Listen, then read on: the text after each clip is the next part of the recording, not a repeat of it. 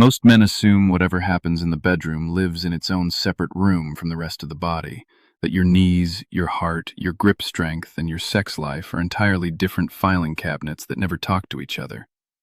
I believed that too for most of my life, and it's simply not true, in a way that turned out to matter more than almost anything else I've learned about aging. My doctor talks to me about my heart, my knees, my cholesterol.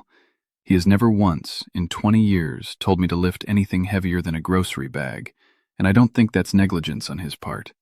Lifting weights at my age falls into a vague category of general fitness advice that never gets its own dedicated conversation, filed away as optional rather than connected to anything specific. I want to be fair to him. A 20-minute appointment doesn't leave room for connecting dots that don't come with their own billing code, and general fitness advice has always lived in that same vague, unconnected place for most doctors, mine included. But treating the bedroom as its own separate filing cabinet, sealed off from everything else happening in your body, is exactly the assumption that cost me years I didn't need to lose. In a minute, I'll show you exactly what changed once I stopped believing that separation was real. Here's what I eventually learned. An erection depends on 3 systems working together: the hormonal side, the nervous system signal, and blood flow, governed by nitric oxide. Testosterone, the hormonal piece, tends to decline gradually with age in most men, but regular resistance exercise is one of the few things shown to help maintain it, rather than just watch it slide. On top of that, movement itself supports the lining of your blood vessels, the tissue responsible for producing nitric oxide in the first place. These days, I have more energy and more strength than I did at 70. I helped my son move a couch up 2 flights of stairs last spring, something I would have flatly refused a few years earlier, and I wasn't sore for days afterward the way I expected to be. I'm not telling you that to brag. I'm telling you because I genuinely believed strength only went one direction after 70. Here's what reframed everything. The blood vessels involved here are some of the smallest in your entire circulatory system, smaller than the ones feeding your heart, so circulation issues tend to show up here first. Researchers who study this treat it as a meaningful early signal.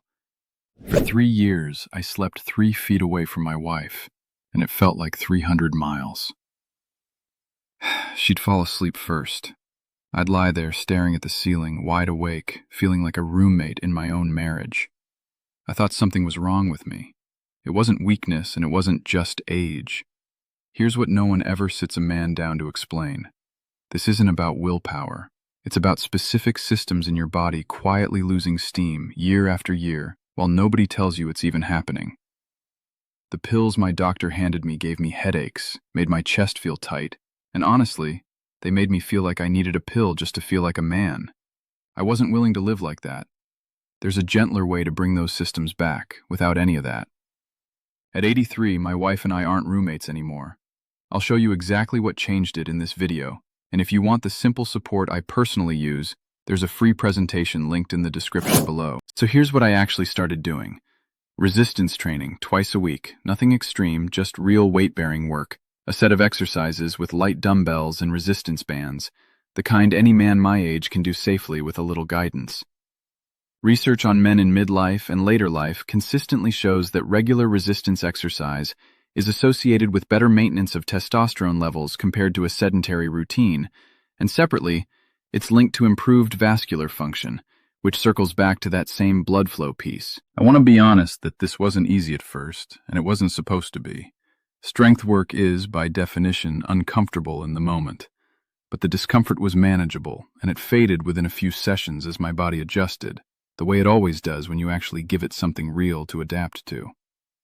I started at a community center twice a week with a trainer who specifically works with older adults, mostly because I didn't trust myself to do it safely alone at first.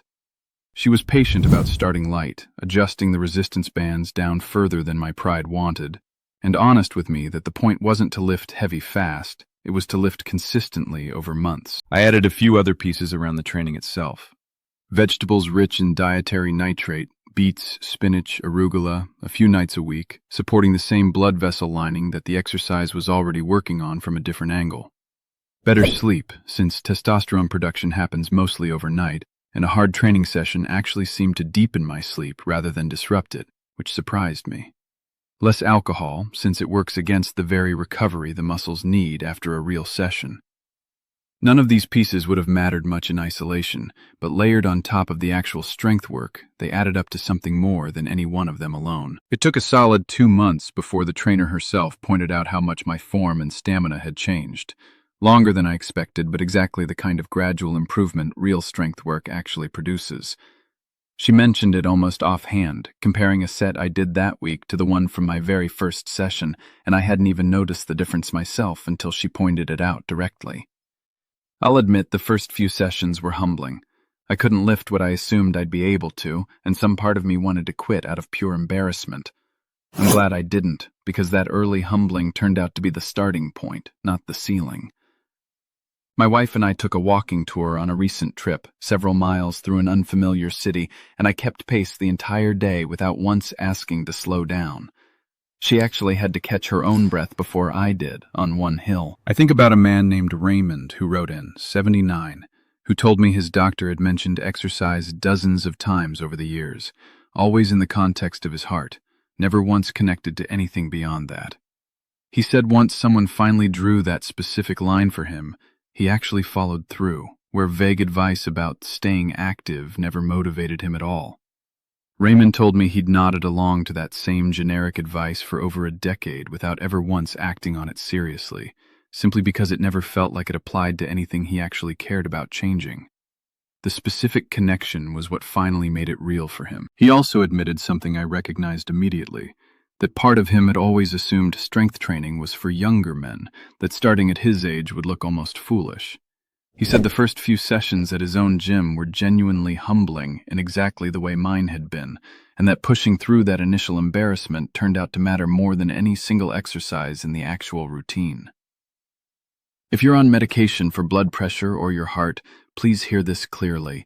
Nothing here replaces your treatment, and always check with your doctor before starting a new exercise routine, especially if you have any heart condition. What I want you to walk away with is this. The advice was never wrong. It was just never specific enough to feel worth following. Once I understood the actual connection, strength training stopped being generic advice and became something I actually did. That's the gap I think a lot of men fall into. We hear "stay active" so often it stops registering as real information at all.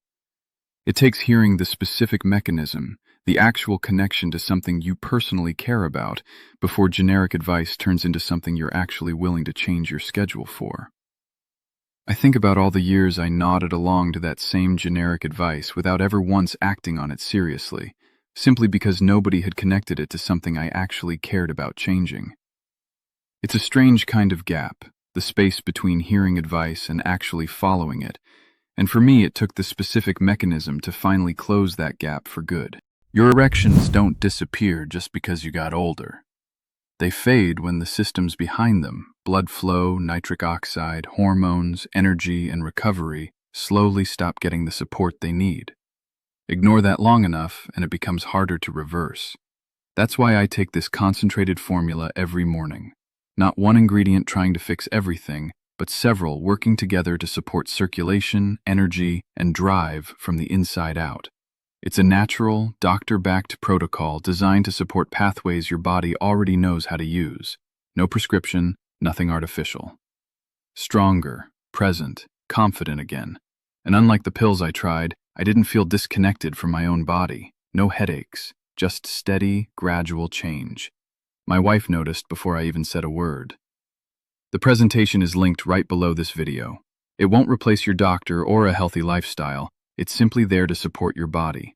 At 83, my wife and I aren't roommates anymore, and it's not too late for you. I think about the man I was, letting my body go soft and calling it normal, telling myself that was simply what happened after a certain age.